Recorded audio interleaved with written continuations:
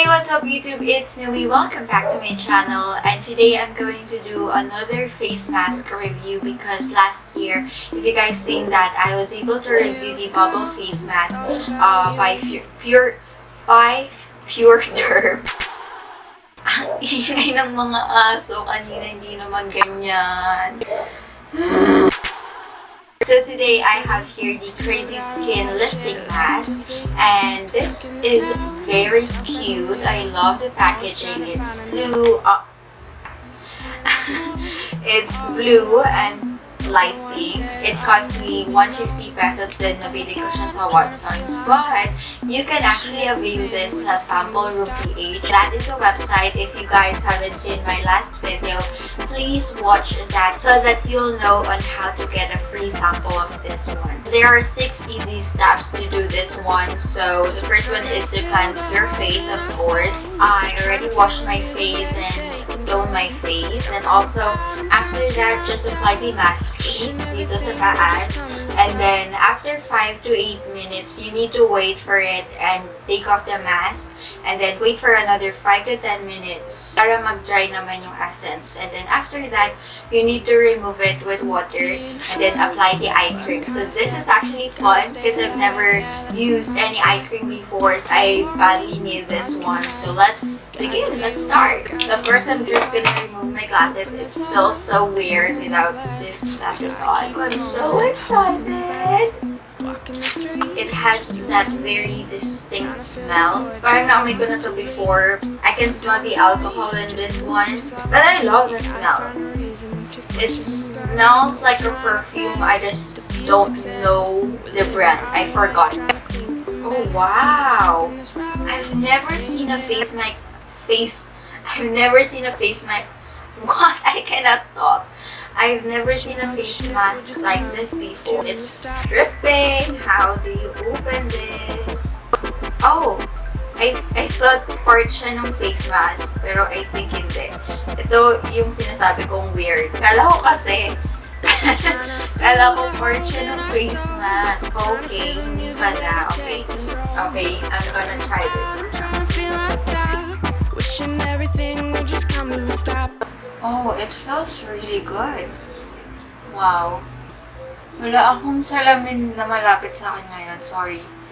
Nagamit kong salamin yung flip screen. So if my face looks crazy right now, I'm so sorry. It's been a while since I tried a face mask. This face mask is very sticky. Oh my gosh. By the way, I'm not using any makeup kanina, so dun sa intro, I just have the lip balm from Carmex, and also this one. This is from Silver Skin PH in the shade Unique. This face mask is so sticky, so I'm just gonna wait for about 8 minutes.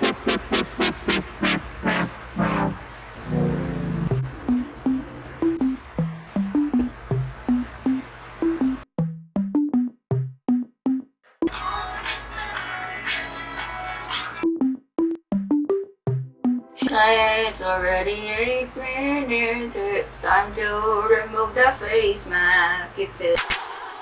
I'm just gonna wait for another 10 minutes for this to dry off.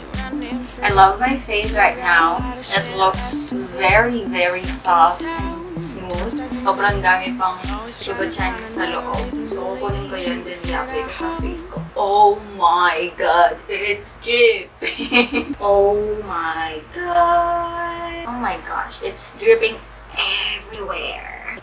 Oh my god, look at my hands. It's a mess. Sa gamit ko kanina, sobrang walang harsh feeling. You know kasi yung ibang face mask kapag in-apply mo na siya, parang may mararamdaman ka na parang sobrang stingy sa nose. Din sobrang sensitive ng ditong part ko. It's just so sticky. And ngayon, nafe-feel ko na nagiging tight na yung face ko. Look at this! Can you see that? Ooh. It's creating like a cotton candy thing. Do you guys know that? Yung parang mga string. This is so freaking cool. Yun nga lang, meron na sa chair ko. Caffeine morning, vodka nights. So before I wash my face, I know I look crazy right now and my face feels tight and I can talk. I pause on the craziness to Casey and do the crazy skin challenge. So we're done with the first step. I'm done with the mask. This is my face. It feels very tight and it looks very glowy. As in, nakikita nyo, hindi siya pawis or hindi siya oil. As in, parang yung skin ko talaga siya. Yun yung glowy. Oh my gosh, this is so amazing. So, let's go ahead and do the next step. It's still dripping on me!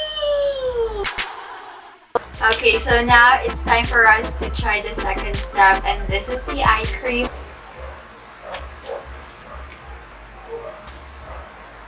It looks like this. It looks like a lotion. At the same time, mayonnaise. It smells really nice. Mas gusto ko yung smell ng eye cream kaysa sa face mask, honestly. I don't know how you put eye mask. I'm so sorry. Oh my gosh. So, ito yung... Hindi ko ma-explain yung amoy niya, pero ang bango niya. Ano ba? Hindi ako talaga marunong mag-explain ng mga bagay-bagay sa buhay. I-try nyo rin tong face mask na to. It feels so refreshing. For the texture, it's very, very creamy. So, parang siyang lotion almost. So, ayan. Sobrang nice niya sa skin. Tapos, ang dami niya pang product sa loob. So, feeling ko pwede pa to for the next morning or for the next day na gagamitin niyo siya. So, hindi ko siya naubos. Sobrang may natera pa dyan. Anyway, that is it for today's video. And thank you so much for joining me with this crazy challenge. This feels really nice. Comment ko lang is the mask is very sticky. And then, if winash mo na siya, it's very slimy. And then, for the fragrance, for the smell, I love the smell, especially the eye cream because it really gives you that very powdery smell. And Casey, if you're watching this video, I can wait to see your video and do the challenge as well. Follow me on all my social media accounts and subscribe to my channel, like this video, and I'll see you guys on my next one. Bye! Everything will just come to a stop.